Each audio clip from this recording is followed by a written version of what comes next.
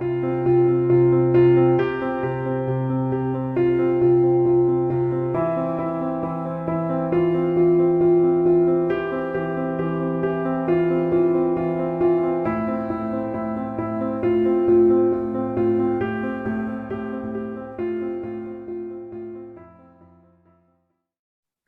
morning, everybody, and welcome to an amazing experience. We are so very privileged to have an amazing woman with us this morning, Sibongile Mkhabela, and she'll share her incredible story, incredible history, and tremendous amount of inspiration for all of us. And as always, we're really so proud to be partnering with TVT on this series of talks, particularly in memory of Papa Gelman and the late Eric Sampson, with whom Sibongile, otherwise we'll call her Bongi, is very closely acquainted. Bongi, thank you so much for joining us. It's really an incredible privilege, and I'm sure the many people from around the world who are joining us this morning will gain a certain amount of insight into what a privilege it really is to have you with us.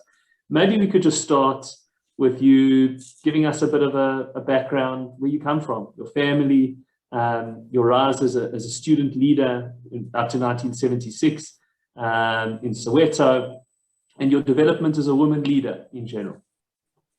Well, thank you so much, Robert. Thank you for the opportunity. I appreciate the opportunities that the Academy has made possible. It's always fantastic, not to talk so much about myself, but to talk about the work that many of us in the world are in solidarity about, making our world better.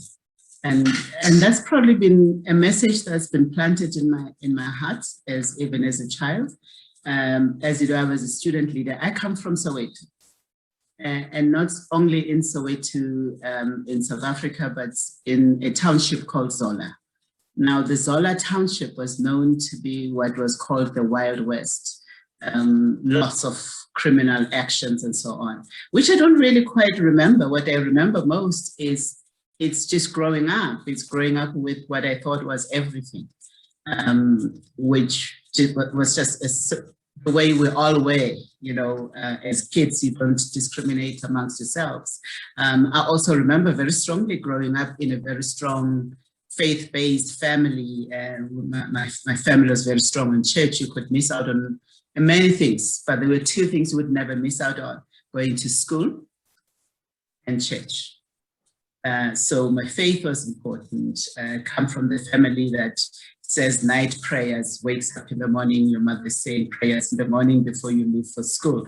That's just how I grow up. And just somehow it happened that as a young child, I think it's around 10, I got in touch with the YWCA, the Young Women Christian Association, and I became a member. I don't know, you know, there are always people who care about people, and it's always been very important to me that people I didn't know, who were not in my life, took an interest in the 10-year-old growing up in a place that otherwise would not be paid attention to.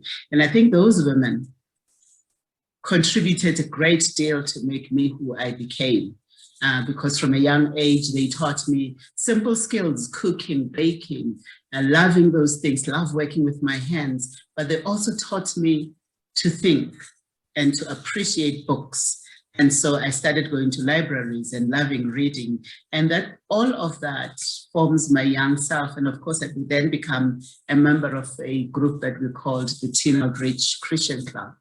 And it is within the Christian Club that I probably developed my most, the sense of who I was in terms of my consciousness and my responsibility to society and to myself. The fact that, you know, in those times, the issue of Black theology was very important.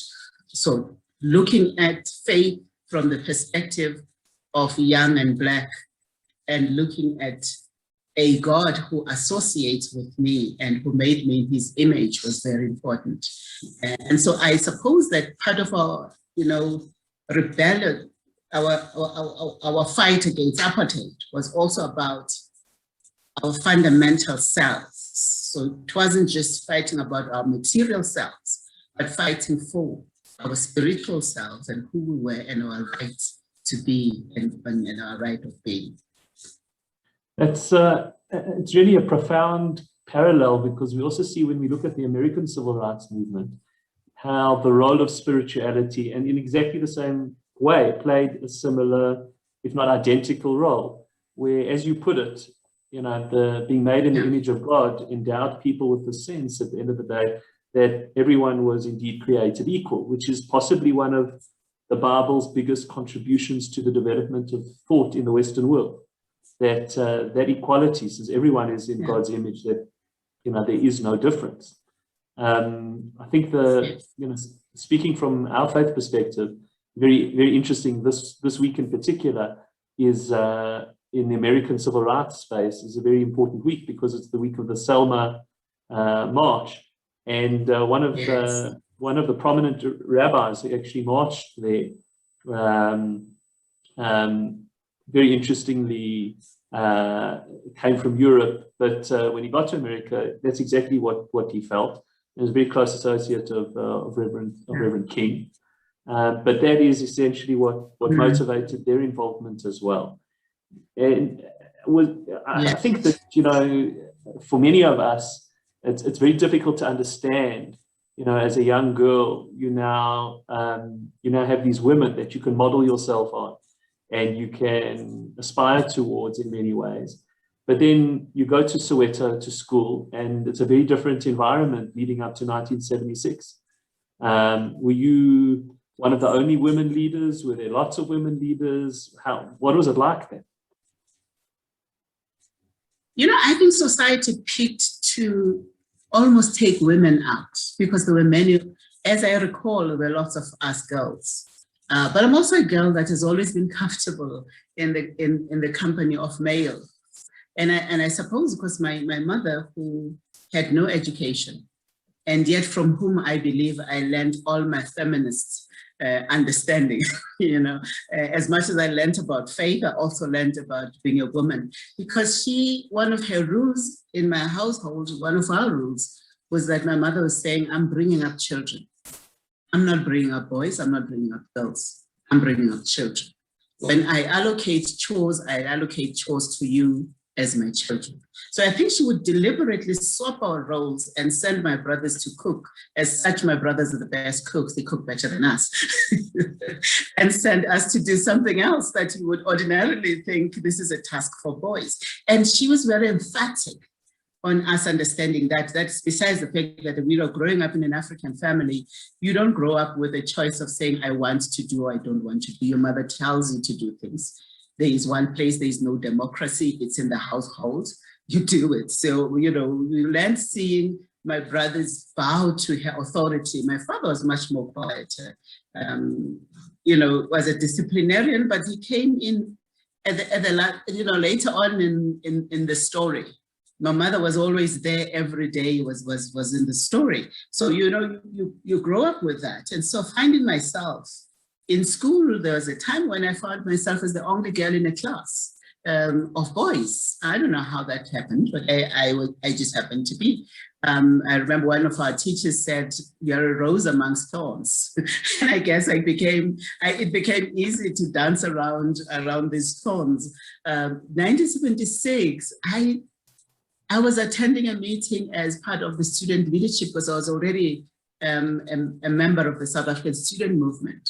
And I was the Secretary General of the South African Student Movement. Please, Rabbi, understand, student movement, Secretary General, there is still an easiness about it. It's not the same as you would be looking at the pomp and ceremony around people like that today.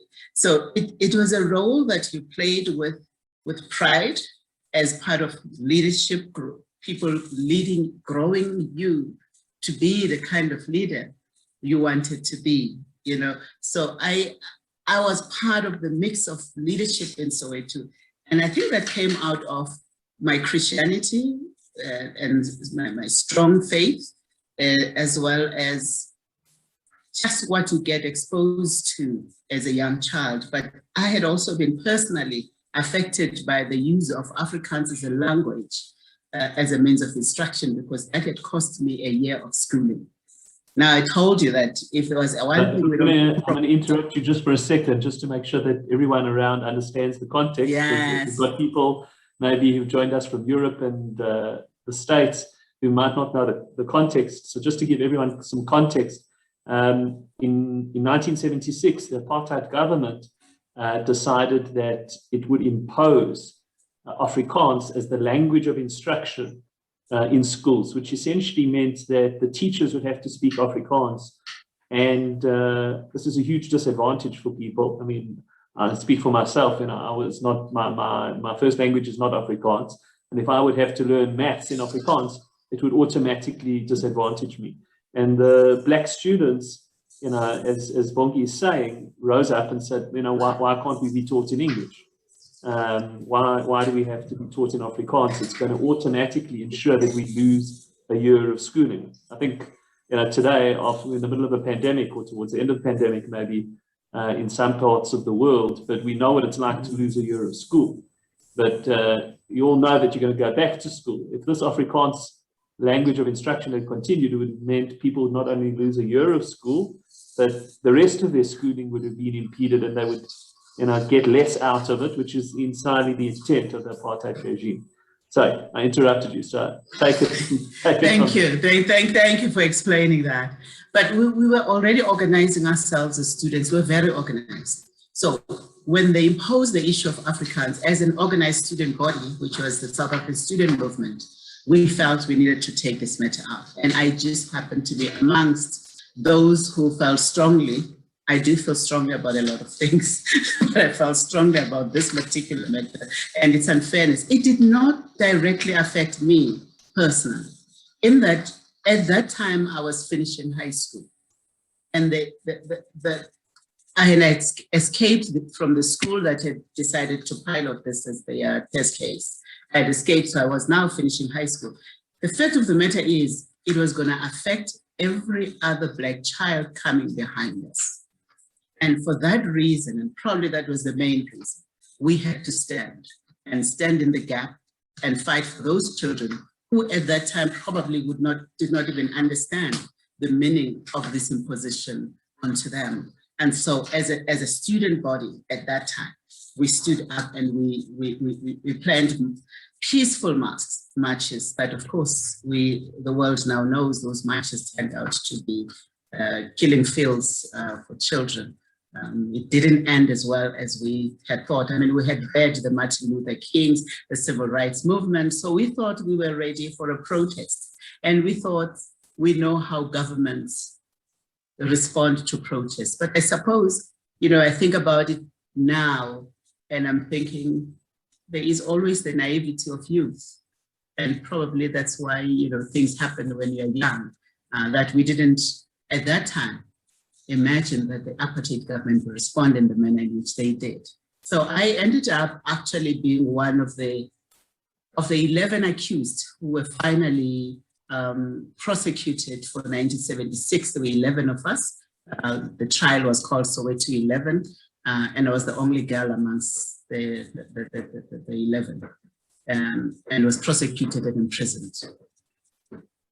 So I think one of the questions that we all have is, how did you keep hope up at that time? How did you see through that very dark period? You were going to be imprisoned, you were going to be put in solitary confinement for, I think, 2 years or a year and a half, you know, on your own, which, you know, most of us have had some degree of confinement during this past year, and most of us have suffered from it, and we've thought it's impossible to motivate ourselves to see through it. But you were literally in solitary confinement. Your student protest had now turned into a complete oppression and massacre, children being shot indiscriminately. How did you sustain your hope? Robert, you know, it was a very difficult time. It was emotionally, spiritually difficult. It was difficult because we planned 1976 with the other students. We were the student leaders. So for that day to end up with so many lives lost, and for that day to end up with us trying to survive and not be killed on that day. And we're all in school uniforms. You know, South Africa is known for the culture and tradition of school uniforms. We're very proud of our school uniforms. So we were all in school uniforms, and we actually intended that everyone should be in school uniforms so we are identifiable. We didn't know that being identifiable was going to be the target. And having seen so many who died on that day, and you know, the sense of responsibility, the sense that if we didn't ask for the kids to go out into the streets, they would not be dead.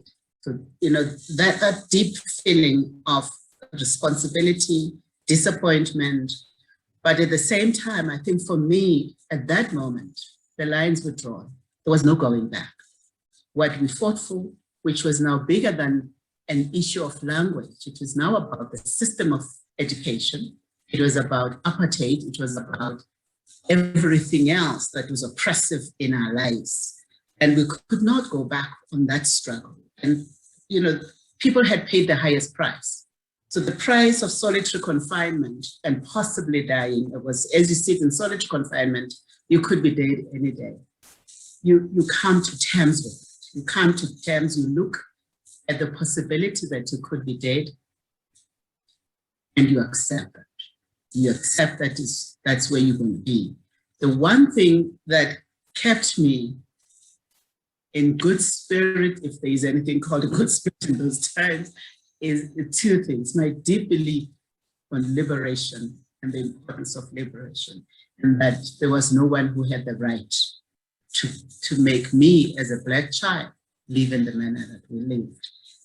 The second thing that kept me alive, probably the one thing that kept me the most alive, which is why I was happy when you raised the question of spirituality, was my belief, my intense belief in God. Because even as you go down the steps to go into the cells, into prison, the one thought I remember is saying to myself, as I raised my fist high into the sky, was, my body they will have. They will not have, because they have no ability to have access to my spirit, to my mind. That they will not have control of. So it's the consciousness, the awareness that you're defending something at all times, that your body is in physical pain, but your spirit knows why it's where it is, and it supports you to go through what, you know, the next 4 years looks like. It is solitary confinement, it is assaults and, you know, starvation and all of that. And it was prison and various prisons and so on. But you go through all of these and you come out with your spirit intact.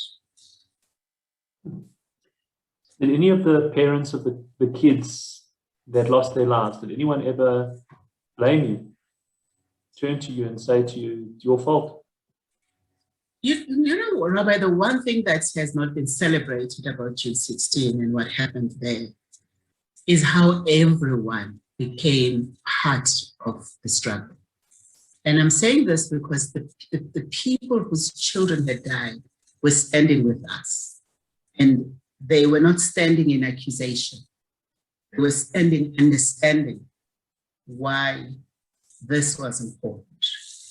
So that for me has been very important. And I don't think it's been, you know, talked about a great deal. It's also the ordinariness of that day and of that event. It's just its ordinariness has not been sufficiently celebrated. And what I mean by ordinariness is the people who rose up and defended us were not people who you would say are leaders with big names. They were just a mom. I remember us, you know, as the police were chasing us beyond the date, and we ran into some house, one of the many, many houses. We ran into this house, and this woman just took out dresses. She threw dresses at us, asked us to change. She gave us brooms to clean the house, and the police came out, and they lined up in guns, and they were ready to shoot. And she stepped out, and she said, to get to the children, you have to go through me first. My children are working. I don't know what we're looking for.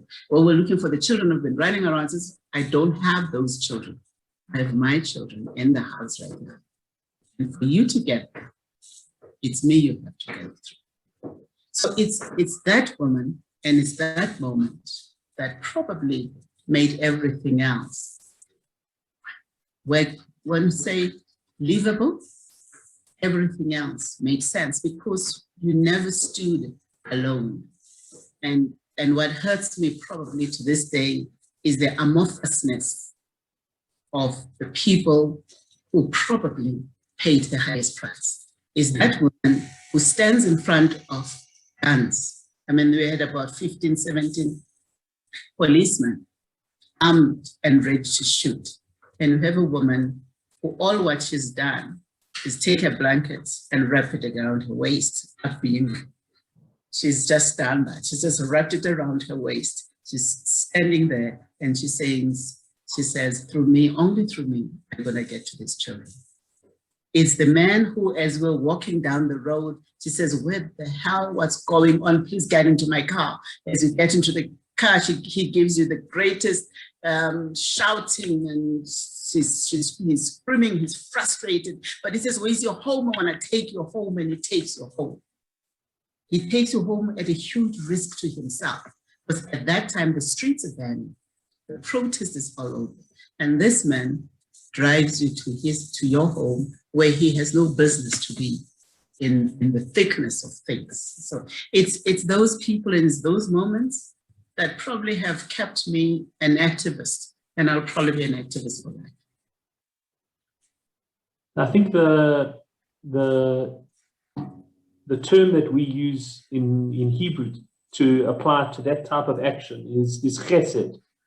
Chesed means kindness, but it means more than kindness. It means a community reaching out and support with anonymous acts, random acts of kindness, which I think in many ways, throughout the Jewish people's history, that type of action is similarly for us the thing that kept us going in many cases. And I think it's something that we resonate with very deeply. One of the things that happened in the Holocaust was that ordinary people in the countries where we were living, our host countries, like in Europe, would open their doors at risk to their own lives to hide us when we were being pursued by the Nazis. And the truth is that most of those people we don't know because they were killed. And after the Holocaust, the State of Israel created an award to give to these people. But sadly, there aren't that many that you can find because they paid the ultimate price and they're anonymous. As you say, no one will ever know, about that woman. Maybe she did it once, twice, 3 times, but on the 3rd time she was killed. And you might not even know her name. You might not even, know who. Which you know. And I think it's a very humbling space. You mentioned, as you said, when she rapped, I'm not going to try to say it. Okay, you try to say it. So she wrapped that wrap around herself. Can you? Can you just give some idea of not just what it means physically, but also spiritually and emotionally for Black African women when they do that? What does it mean? In many instances, if you look at people running away during refugees and during strikes, you will find that most African women will have a cloth around their waist. And that's because that's where your core is. And when things are really, when you're really troubled, the one thing that an African woman will do is to tie a cloth, tie something around their waist. And that's really to bring us, that's where your strength and your energy comes from. And that's why you will put that cloth. And that's why the women, when things go wrong, and I saw many of these when I was growing up in the streets where people could be killed. And I was telling my daughter about my first experience of women sitting, and sitting down is when one of our neighbor's sons was killed. And all the women, my mother there, the first thing they did is to reach out for their cloth or a blanket, and they wrap it around their waist and they go and sit. It has that meaning in us. So when that woman, you know, what being to go and confront the worst enemy, she had to do it with a cloth around the waist. And there's a sense of sort of drawing your strength into yourself, a sense of centering yourself. Your core, coming back to yourself. So you sort of gathering your energies and your focus before you go out. So it's almost retreating inwards before you go out. That's exactly it. You have to center yourself. You know, you say to your children, center yourselves. You have to pull yourself from the core. So in our tradition, one of the things that we do every day, interestingly, is we put on straps around our arms. We sort of wrap ourselves in these straps, leather straps. Yes. And we put on a shawl, and we wrap ourselves in the shawl inside. Very, very, very interesting. Now that I'm thinking about it, I never thought about it in that way. Wow, I didn't even know that. So I've never thought about it in that way before, but I suppose there is this sense, as you're speaking, of like sort of gathering our energies in. The energy, yes. So, I think that the story onwards after that. So you now sat in jail for 4 years. You've been banned. The day you get out of jail, the government says you can't attend any type of educational institution. You can't educate yourself. Clearly, they were worried that student leaders would become more educated and then more able to organize struggle and resistance. So again, where do you go from there? Again, there are opportunities right in the middle of, they say don't waste a good crisis, right? So I guess we didn't waste any of it.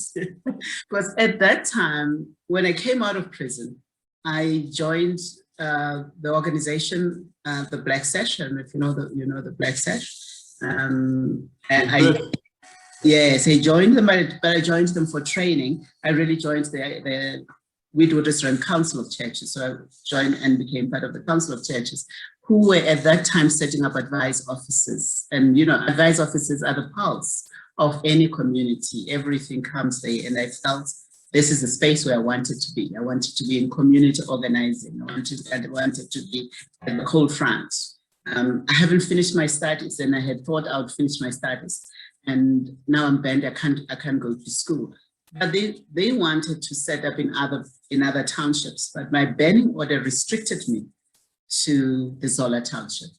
So I started work right there. I had to open an office. I never worked before. This is my kind of first proper job.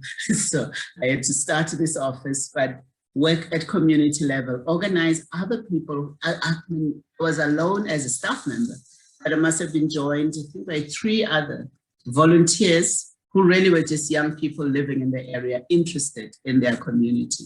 And we together became the start of the Zola Advice Office, and that grew from there into the Advice Office movement that we saw. I could still be serving my banning order, my restriction order that restricted me, and at the same time serving the people I wanted to serve. It wasn't a big job in terms of financial remuneration. We didn't think about things in that way at that time. We thought about purpose. We thought about where we wanted to organize. The struggle continued, and we wanted to be part of the struggle that was continuing, and we continued the struggle from the advice offices, and as well as at that time, politically, there were other movements that were set up. The Azanian People's Organization was set up. And during that time, I also get married. I get married to the man who was the first chairman of the Azanian People's Organization, Ishmael. And when we were to be married, we had to ask for permission, which was declined. And we went ahead and got married anyway. I guess you also learned to do what you needed to do. Repercussions, yes, there would be. but you needed to live, and you couldn't allow the state to tell you how to live.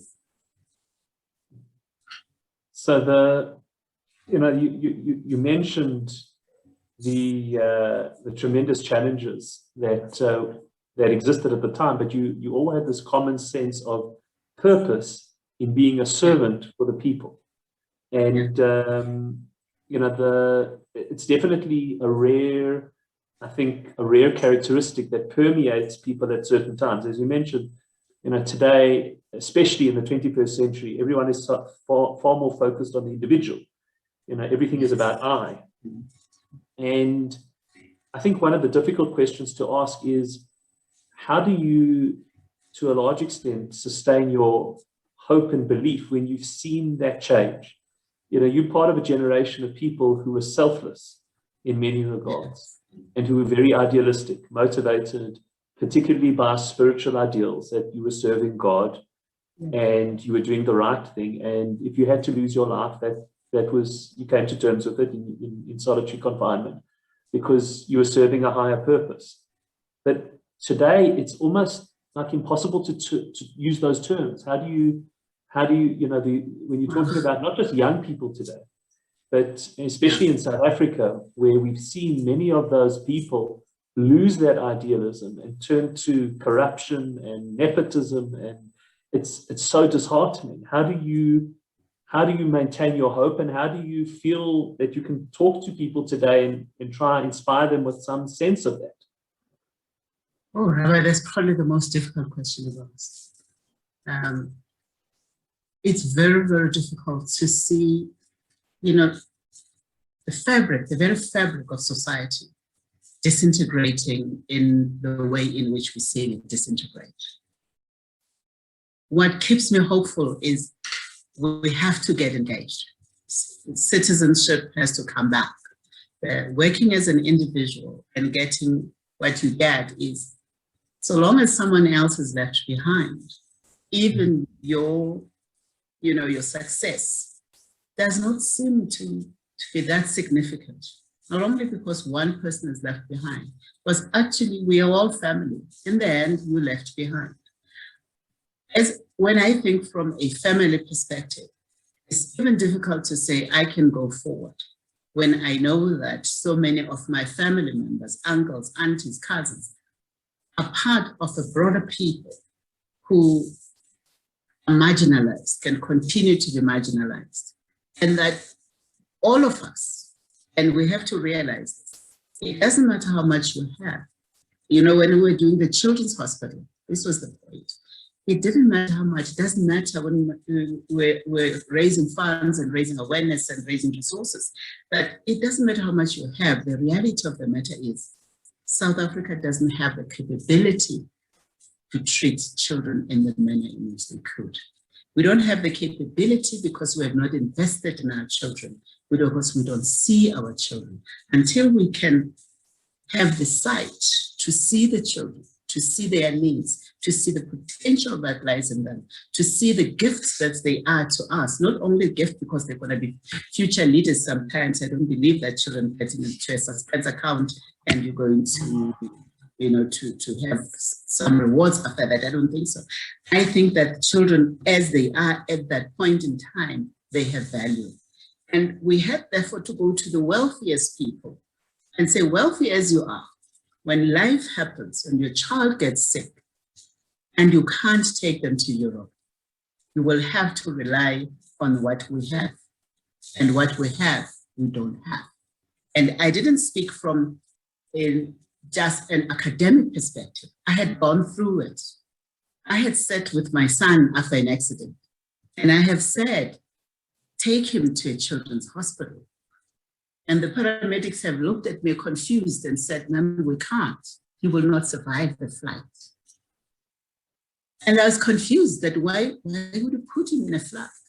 Are there no places that children go to when they are like that? And I realized that actually, whilst we have everything we think, we didn't have what we needed the most when it mattered. Nothing else mattered at that moment. And therefore, the individual celebration of wealth, the materialism that I see, that is almost vulgar materialism that you see. When people have more than wants, they have gone beyond wants. It really doesn't matter, in my view, when life happens, because you can't buy it. You have to have invested in a society that is better than where we are. And South Africa, I would imagine at some point, we have to come back to this reality. We have to come back to the fact that accumulating individually, accumulating as much as we can, building our fences as high as we can. And the building of fences tells you the level of our insecurity. And they're going higher and higher. The higher the walls we build, the more scared we are as people, the more we draw into ourselves, and we are scared as individuals. But if we go out there and we release our agency as human beings, you, me, you were sharing about the values that you have, which are values that I completely associate with. You talk about the people you wanted to honor are the same people I wanted to honor, the people who remain nameless. At the end of the day, there is far too much holding us together. The bonds and the things that we have, the ties we have together are much bigger than what we are trying individually to accumulate. And even as we try, we can see, I worked in a situation where we looked at children, when we're working with children, and I was looking at the issue of drugs and children. And when we were looking at drugs and children, we had to change our perspective from looking at the poorer people and communities and actually look at wealthy people and what happens to the access they have. Children who have access to too much and they don't know what to do with it. And of course, we went to some of our high-level wealthy communities and just watched what happened when the parents would drop a child at a mall and the child would be immediately taken over by drug lords. And the parent would come back and pick up the child completely unaware of what has happened to the child. So it didn't matter that these were people who probably from an economic point of view, they thought they had escaped the worst that could happen to their children. But in fact, that excess wealth that they didn't know what to do with exposed their children to greater danger than if they had found other ways of participating, of being part of the solution, as opposed to saying, I've made it, I'm fine. You can't. It's like in a family. None of us can stand and say, I've made it until the last of us has made it. So I think a difficult question and I think a challenging answer, but I think in many ways, the concept of the family is perhaps the metaphor that you're using to answer this, that as much as the individuals amongst us might pursue, at the end of the day, we are going to hopefully return to that family, either out of need, dire need, when, God forbid, terrible things happen, or out of a deeper sense of understanding. And you've mentioned the Children's Hospital. We haven't spoken about that, and Nelson Mandela and Madiba. So maybe you can take us there now. How did you get involved in the Children's Fund? First of all, Nelson Mandela's Children's Fund. How did you meet Madiba? How did you meet? Sorry, for those of you in the States, the term that we use to refer to Nelson Mandela in South Africa, we call him Madiba. That is the term. We don't call him Nelson. So how did you get involved with Madiba and the Nelson Mandela's Children's Fund? Ooh, when you say Nelson, it's like, oops. No. No one believes me when I say this, Robert. I applied for a job. I got interviewed. And then I got appointed. The coincidences around that, and that's why people struggle to believe it, is the fact that at that time, 1994 came, and many of us who've been working in civil society wanted to see a strong government. We wanted to see change. And we didn't think other people were going to bring it. We thought we needed to go in and bring it. So I joined the government. I worked in Thabo Mbeki's office in 1994 through to 1999, which at that time, Mandela was president. And I hadn't met him. And by 1999, I think I felt a sense of disillusionment with where I thought the state was going. But at the same time, part of my job in the government was to maintain strong relations with civil society. But civil society was getting weaker and weaker. Many organizations were closing down, with organizations of civil society, which for me, from a strategy point of view, I thought the country can't afford to have civil society weakening.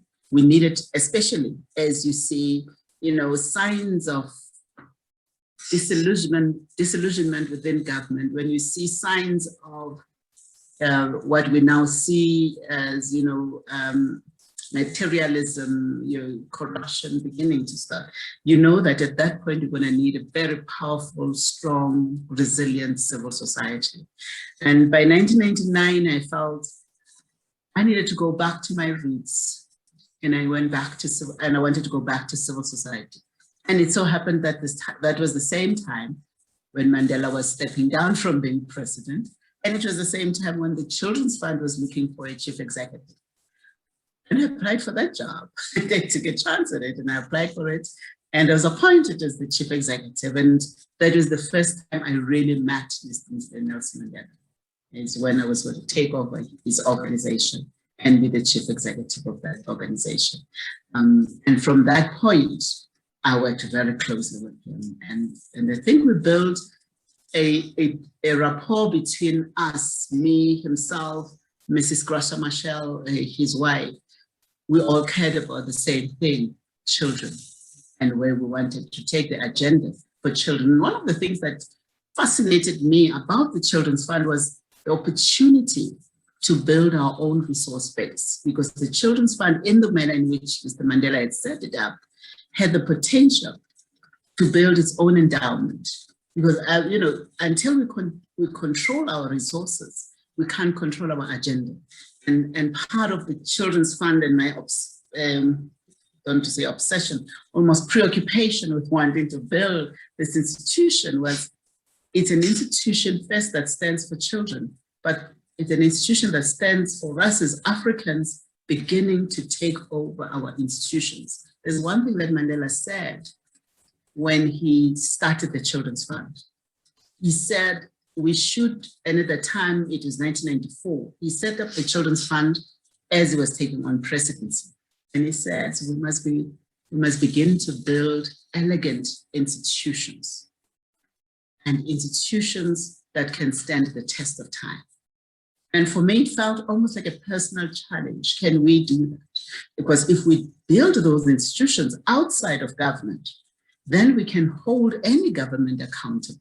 And what I liked about it is, even though he was president, he was careful to separate the Children's Fund completely away from the state. So it became independent. It didn't get any money from government. Every penny it raised from people. It raised from society. It raised from people who call themselves friends of the Nelson Mandela Children's Fund. And that for me was important. And it is also in that context that I get to meet Mr. Alex Simpson, because he's one of the people who come and who respond to this call to build our institutions. He responds to a call to make ourselves a stronger people through the institutions that we build at society level. And that was my relationship with Mr. Mandela. What's the incident that sticks out in your head the most out of that time with Madiba? Many incidents stick out. One is you have, but what was important were the values that he brought. The one incident that would stick out is him calling me. It was a Sunday morning. I think I was still lying in bed. And when I look at your phone and like, Mr. Mandela, like, oh my God, what have I done? And he says, oh, have you seen the newspapers? I'm like, Yeah, you know, I'm non-committal because I've already gotten out of bed, and he's read the newspapers already. I mean, this is happening, can't be happening. And he says, well, look at this newspaper. There's a boy whose house has been burnt down. He lost all his school books. He's lost everything he's got. I know, and he says this. Now, he set up the Children's Fund, and when he set up the Children's Fund, he donated a third of his salary, his presidential salary, for the 5 years that he was president. Now, this man comes around. He says to me, I know this is not in line with what we do at the Children's Fund. So please, whatever you do, keep every receipt so that I can pay you back. For me, that was a big moment, because this is a man who has set this thing with his own money. And yet he says, because I want you to do something that is outside your present mission and focus, I don't want you to take it out of the Children's Fund. I want to give you that money personally. And it struck me that Mr. Mandela didn't come out of prison and become a rich man. He was not a rich man. This was his first job, and he gave away that amount of money, and he still was wanting to say, I know the board will not allow me to do that. Then the second one was, he wanted the Children's Fund to have its own property. And the board said, the board overruled him. And the board said, no, we're not in that business. We're in the business of accumulating buildings. We can't take this money that we've raised to buy buildings. And he said, okay. He went away. He came back one day and he called me and said, why are you not grateful? Why are you not saying thank you? What's wrong with you? I'm like, thank you for what? What happened? And he said, well, come over. I said, I'm coming. So I go to the house. And he says, well, I went away and I heard what the board said, that the money that we have is not for buildings. So I have raised money specifically for you to secure a building. And no one had told me yet about this existence of this money. So he told me, you've got this money. So I didn't know that. So I did say, thank you. You have the money to buy a building, because I believe the Children's Fund must have a permanent home. It must stamp its permanence. But I also understand what the board is saying. So what struck me was a man who establishes something, who is president and who is honored all over the world, who can subject himself to the rule of a governing body at the Children's Fund, and who could say, I have raised, he had raised in rent terms, in dollar terms, probably $1 million, and rent terms was around 10, 12 million. And the Board of Trustees still said to him, but remember, this money was raised for children. So even if you buy a building, it must still be at a minimal cost. And when we finally went to make an offer of purchasing a property, he came with me. And the only reason he came with me is to negotiate the price. And obviously, when I walked into the estate agent with Mr. Mandela in tow, you can imagine, one is the best fundraiser ever. So, you know, we got a good discount for it.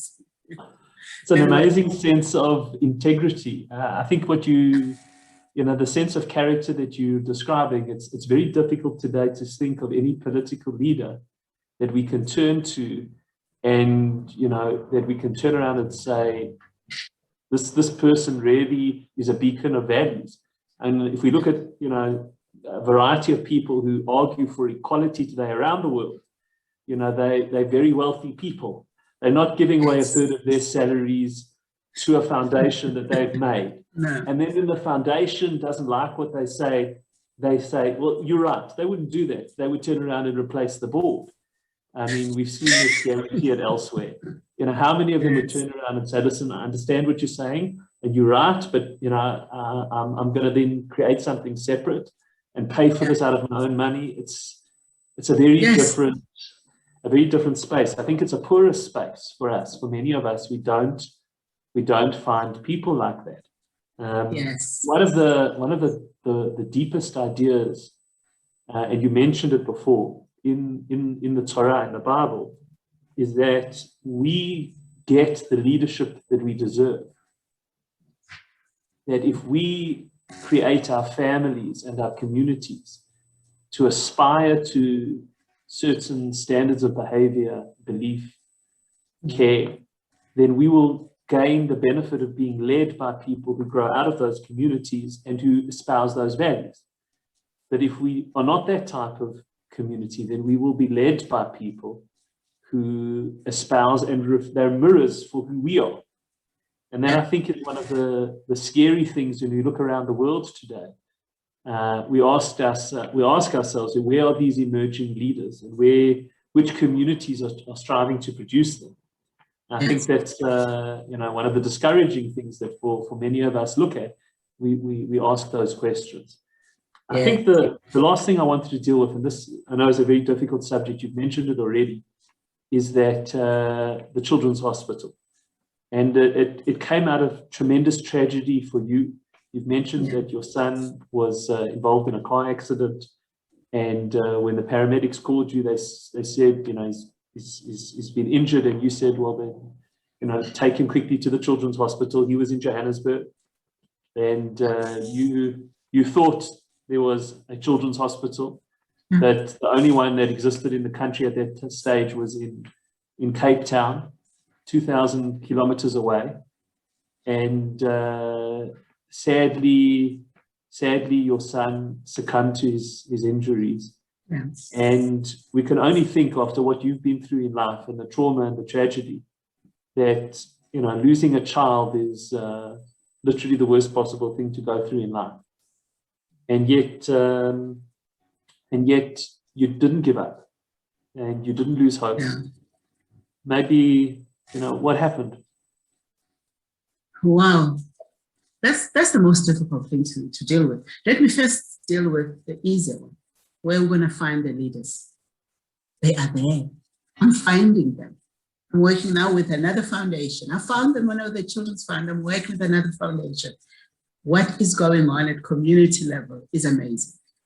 What people are doing is amazing. So there is hope. So I remain very hopeful. There is amazing work that's happening. And I think our leaders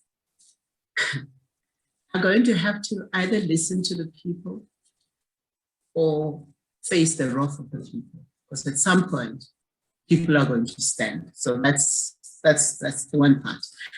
On the Children's Hospital has been, I suppose, the place where I went instead of mourning and never coming out of mourning, because I couldn't see how I would come out of mourning, this little boy.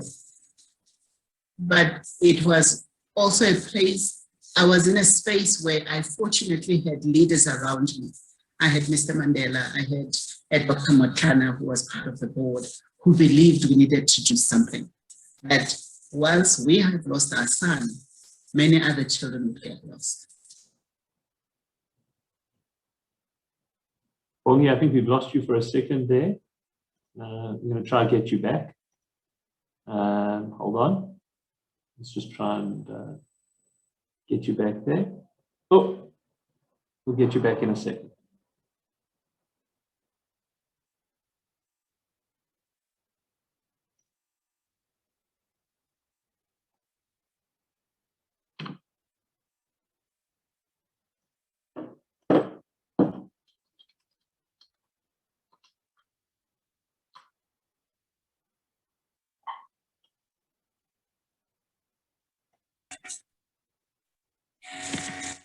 Are we back?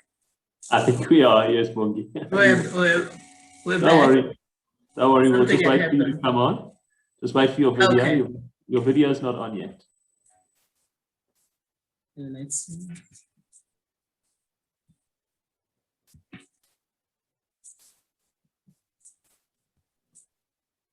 I think it's at the bottom on the left, it should say start video. You can click on the button that says start video. Oh, yeah. There you go. It's back. Okay, hold on 1 second. Give me 1 second. I'm just going to set it up again. in the spotlight.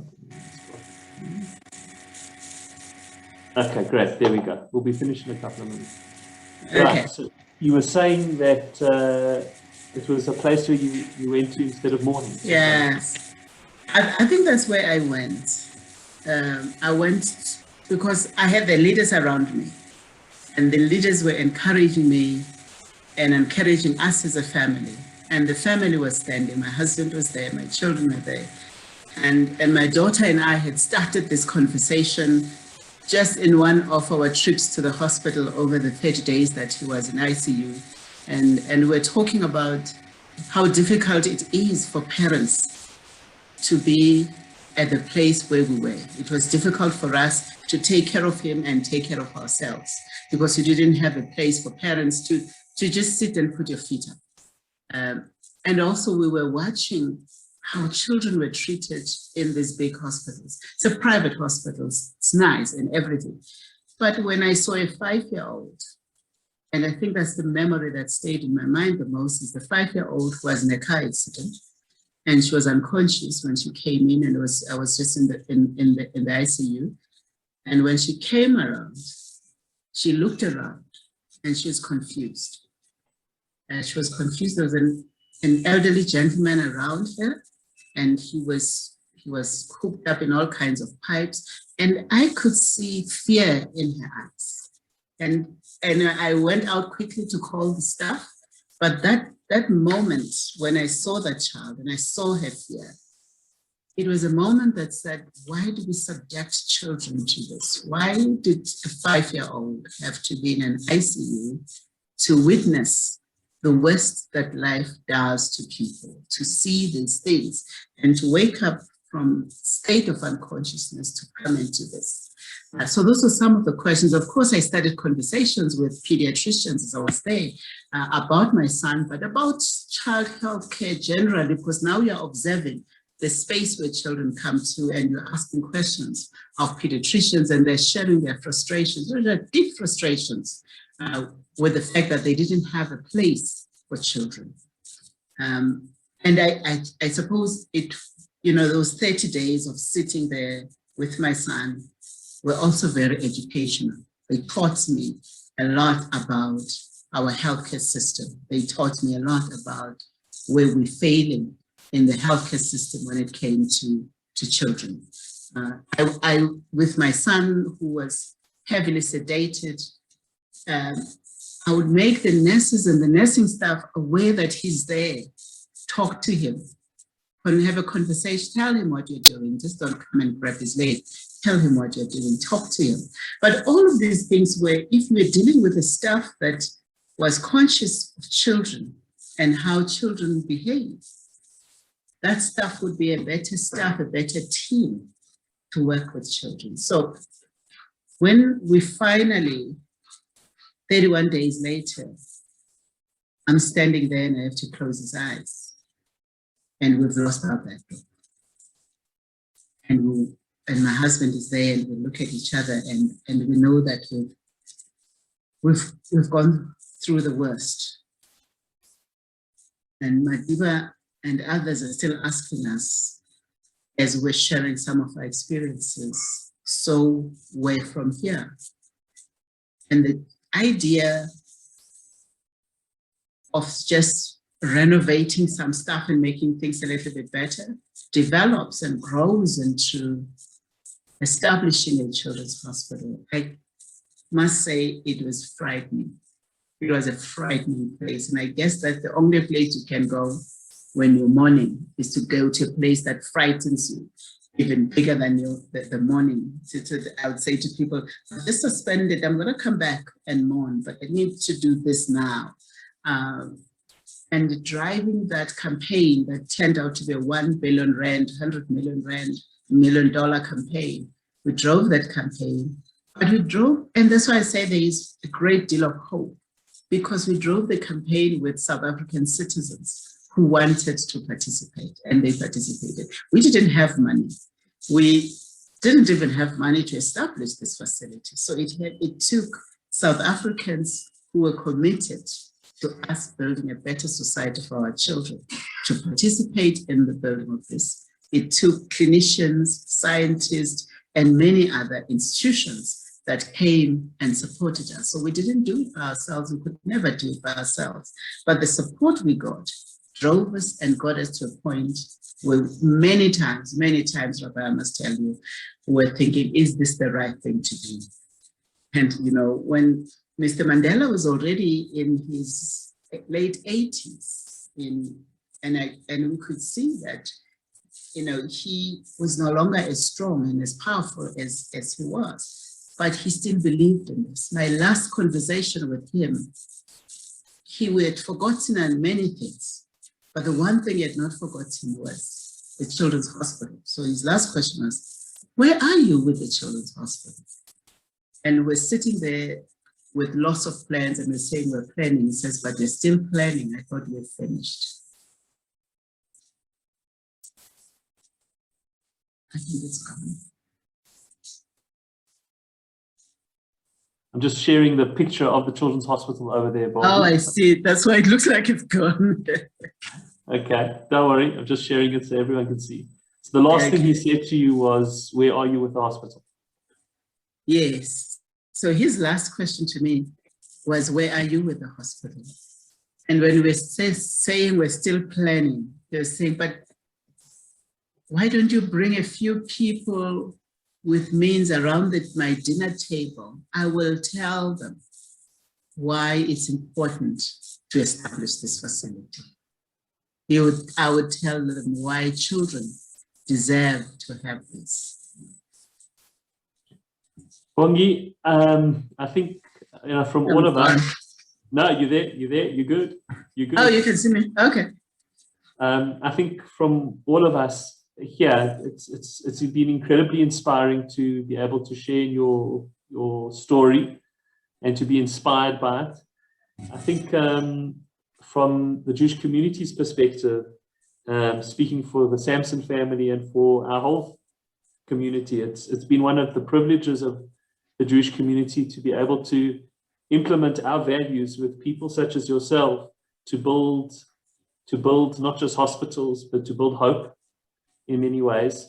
One of the projects that we run in schools here, the Academy runs, is called Thirst for Hope, because essentially that is really what I think that you've built for people.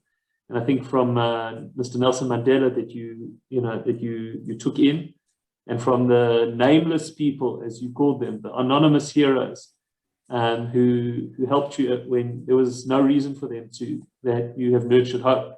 And I really recommend anyone who wants to just go into the TED talk that you gave, which is called How to Achieve the Impossible. And I think that perhaps the key reason and the key way that you could achieve the impossible is by nurturing hope, not only within yourself, but within others around you. And one of the reasons we wanted to do this at this particular stage of our calendar is we're going into a very sad period of the Jewish year over the next month. And the way that the Jewish people have been mourning persecution and destruction, this is now in our 3,000th year. So we have memory going back 3,000 years. Mm-hmm. But the way that we try to pull ourselves out of that is by nurturing our sense of hope and by doing kindness. And we hope that for everyone who's joined us today, that we've hoped that they've, at the very least from you, gained a sense of how much an ordinary individual can achieve. How much a person can achieve, ordinary, but a person who's come from such disadvantage. And so many of us around the world look at ourselves and feel that we cannot achieve these amazing things. And Nelson Mandela can, but not us. And I think that one of the items that you've really inspired us all with is, well, this is Bongi. She grows up in Zola Township under the most incredible oppression, with so few advantages, with an incredibly difficult path towards education. And yet, look what you have achieved. And you've achieved it with people who've guided you on the one hand, but those people themselves were these nameless people. When you're a young person, they weren't these beacons of light for everybody else.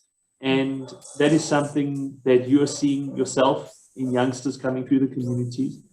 that hope and that strength of character.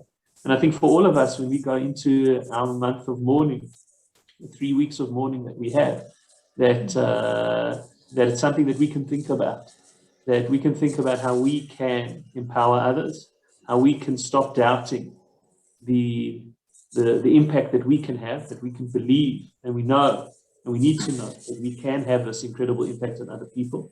And I hope that all of us that have been watching today are inspired to do that, to think about at least one area where we can be a nameless, faceless, anonymous helper that can implant hope into other people. I think for that reason, and we'll end off on this, when the Jewish people came to create an anthem for themselves, for their state, the state of Israel, they chose the name is Hatikva, which means hope, the hope. And if you've taught us anything, and if I think our story has taught us anything, it's you can achieve impossible things like a children's hospital out of tremendous trauma, just using hope. And we bless you and the children's home and the fund and your current endeavors where you are with hope for the future and as much blessing as we can. We thank you for your time. It's been a tremendous privilege. Thank you so much, Rabbi. I appreciate the opportunity. And I appreciate your sharing. You've taught me so much just in the time that we've sat in this conversation. And I've taken it all, and I really appreciate it, and I want to thank you for that. Thank you. We appreciate your humility, which I think everyone can see and feel. It's really, I think, the most humbling thing to sit with a person who, and no doubt you've had incredible teachers like Mr. Mandela, but a truly selfless servant of the people and a true leader, and it teaches us so much and inspires us. Thank you. Thank you.